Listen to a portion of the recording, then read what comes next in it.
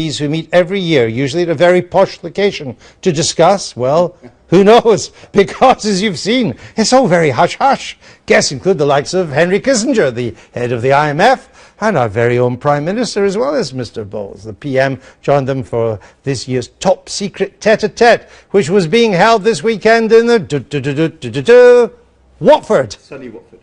It's where world domination begins. It's like Christmas for conspiracy theorists, including our Adam.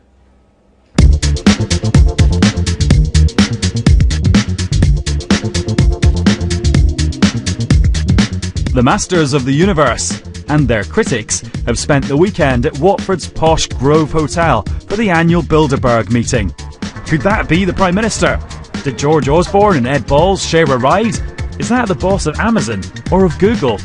Usually top secret, this year the organisers have released a list of the roughly 150 people in there and the topics they've been discussing, including growth, big data and current affairs.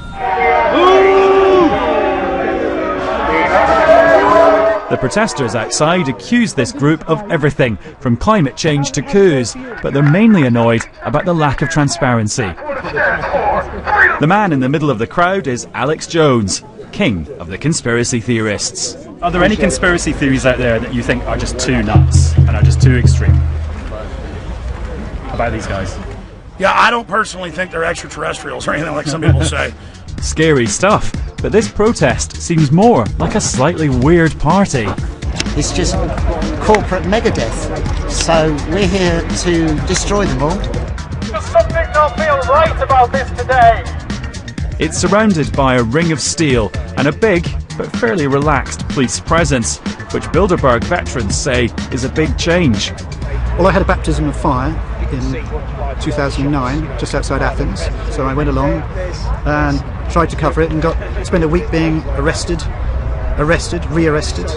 While for residents of Watford, it's a bit so what? Well, I heard it was their secret shadow government meetings. Hasn't been held in England for a long while. And what do you think of that? What? Secret shadow government. What's that? Back at base, very few of the 22 invitees from the UK wanted to talk. Well, I just managed to speak to a very senior Bilderberger on the phone. I asked him why all the secrecy, and he said until the 1990s they used to hold press conferences after every meeting, but no journalists turned up, so they stopped doing them. Then, as if by magic, a member of the organisation's influential steering committee turned up in the BBC's offices. What goes with Bilderberg is an informal discussion about politics and the world's problems with a lot of politicians and businessmen. And we always produce lists of who's there. It's not secret. But we don't have a mass audience listening to our discussions, so it's a good informal weekend where we get together. The internet is full of nutty theories about how we're ruling the world, we're going to invade America, we're poisoning the watercourses, all this kind of thing. It's very much duller than that, I can assure you. Oh, I'm actually slightly disappointed. Maybe not so sinister after all. But luckily I'm told there's a Bilderberg splinter group called the Trilateral, which includes the Chinese. And you know how open they are.